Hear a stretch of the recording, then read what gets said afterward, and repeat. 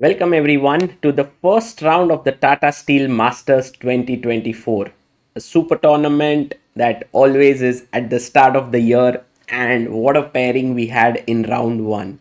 We had Vidit Gujrathi taking on the world champion Ding Liren, and I think Ding is playing after almost 250 days classical chess. And it was going to be very exciting because Vidit is the man in form. He is the winner of Grand Swiss, Gashimo Memorial, has played very well recently, while Ding may be slightly off color because he hasn't been playing much. So everyone was looking forward to what would happen in this encounter. By the way, you can also see this video on chessranga.com.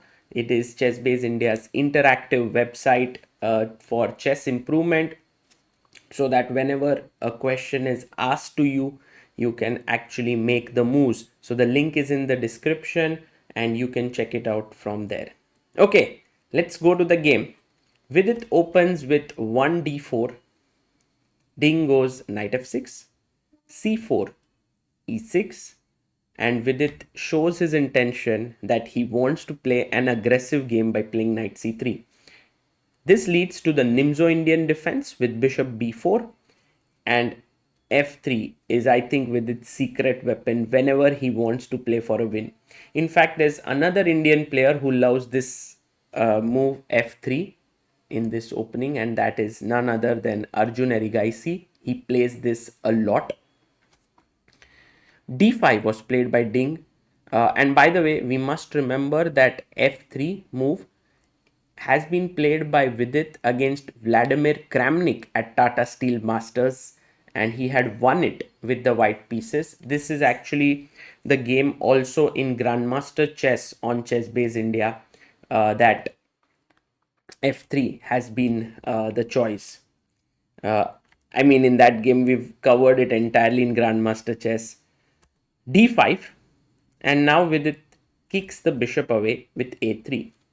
Main line here is to take and hit the center with c5. This is how many games have gone, and it's kind of equal, but white does keep a very small edge there. But Ding goes for another line, which is bishop e7. And what he's essentially saying to Vidit is that, hey, look, your pawn here on f3 is slightly misplaced, because otherwise you would have played knight f3 and you would have a good position. But now with the pawn here, I'm justifying the time wasted with my bishop and going back. Vidit now has to justify his own move f3, and so he plays his pawn to the center with e4. Black takes, pawn takes. And here's my first question to you. What should black play in this position? It's very clear that white has a very powerful center and something must be done about it. And I would essentially say there are two moves to handle this well, and which have been played over the board. The move in the game c5, if you found it, well done, because even though it gives white a passed pawn, which happened in the game, you have got squares with black. Like, you have got now the e5 square for your pieces, which cannot be, no piece can be kicked away from there. The bishop would sit here on d6 and so on. So there's some stability. The other move which is very interesting here is the move e5. This, I had actually prepared this with black at some point. It's more dangerous according to the current engines. It's actually giving white an advantage. So maybe the top players don't prefer it, but it's interesting because you cannot win the pawn, because after takes knight g4, it's just very comfortable position for black. But after d5, castles, knight f3, c6, this leads to an interesting position which you might want to um, check out. So c5 was played, and now with it took pawn takes. Sorry, Ding took pawn takes, castles, and now comes the move bishop e2. So let's take stock of things here. Black is ahead in development slightly, but white is going to catch up. White also has the protected passer here, which is a very strong pawn. So white should be better. But as we just said, black's development is very simple. Put the rook here, put the bishop out here, bring the knight here, a6, just so that to control the b5 square, and put the bishop on d6. So a6 was played first, taking control of b5 square. And now after knight f3, h6. And I think this is a new move played in the position.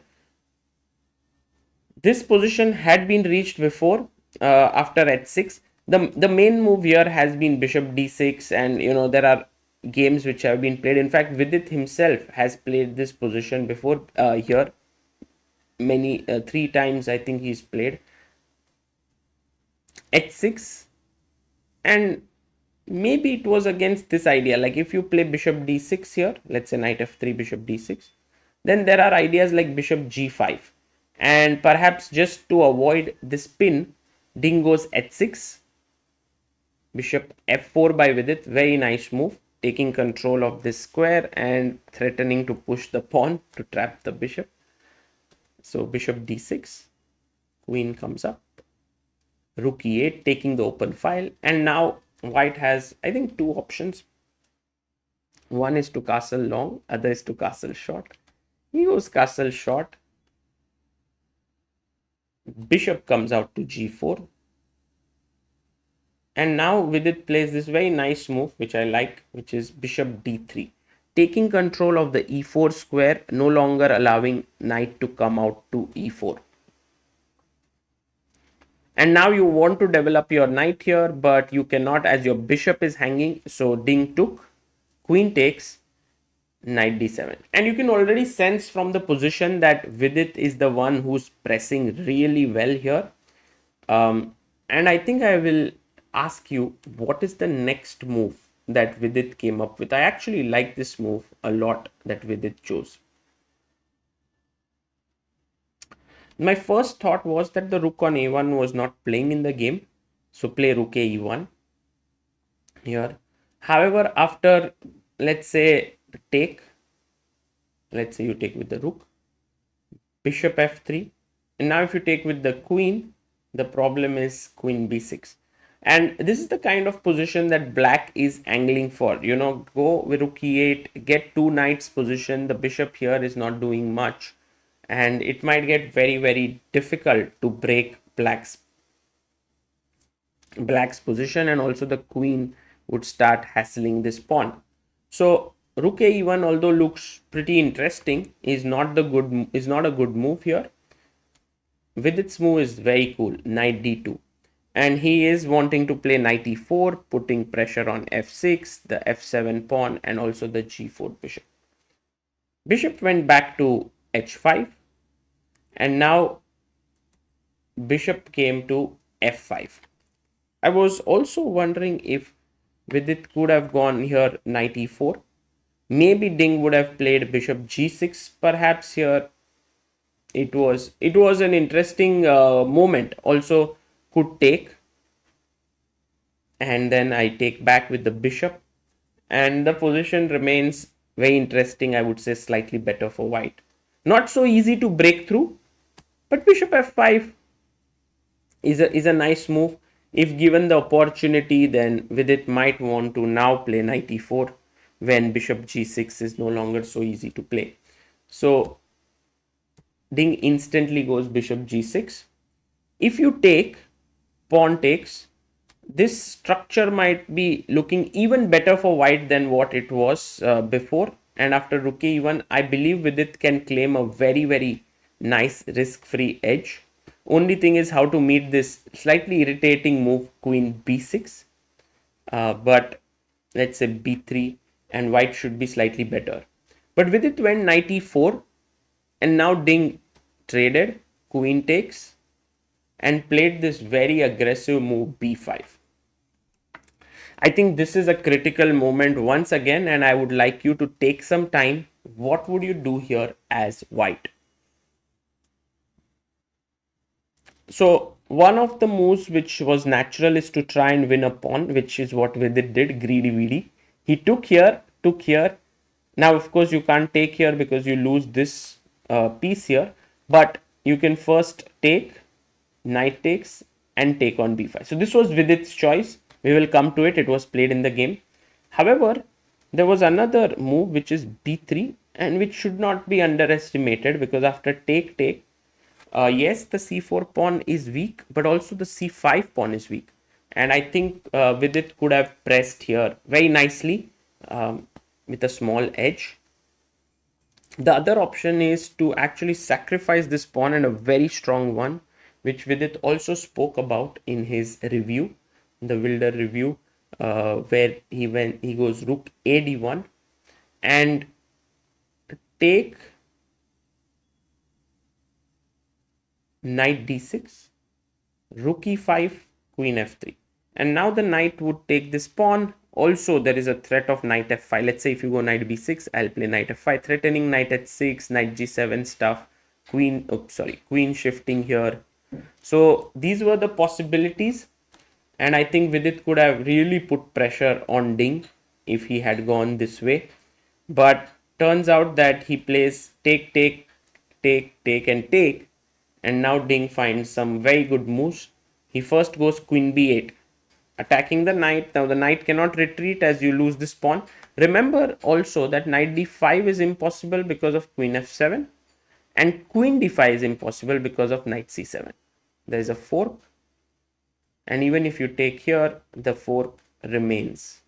So that's the reason why queen b8 was played, and then a4, rook came to e5, queen went back to f4, and you take on d5. Here knight c7 once again doesn't work because of rook d4, nice little move, which is important to foresee. So he took, and we reach this position where Vidit takes and we come here. And I feel that Vidit could have pressed better in this one. So I want you to think, what would you do here as white? These are not very obvious moves, but you can press better than what Vidit pressed in the game against Ding. Firstly, you can think about bringing your king up, king f2. Yes, if you could get king e3, king d4, that would be nice, but then you have to make a king sacrifice, which is possible. Vidit has done that before, but here it's not so easy. And after king f3, when you are looking to come here, I believe there is f5 stopping that, and black is doing okay. The other idea here, which I think is very good, is knight c3. And I think Vidit may have considered it. The main point being that if you take, this is almost a very risky rook endgame, because I have my rook behind the a passer. So clearly you shouldn't be taking here as black. Black can go knight b4, but then the game continues, and I think Vidit has very good chances to keep pressing.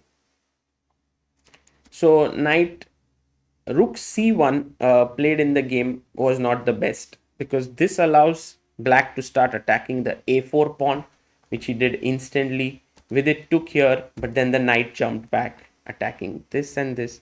And by now black's activity is quite a lot.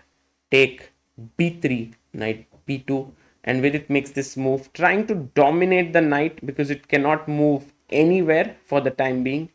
It's kind of locked up, but rook b8, nice move.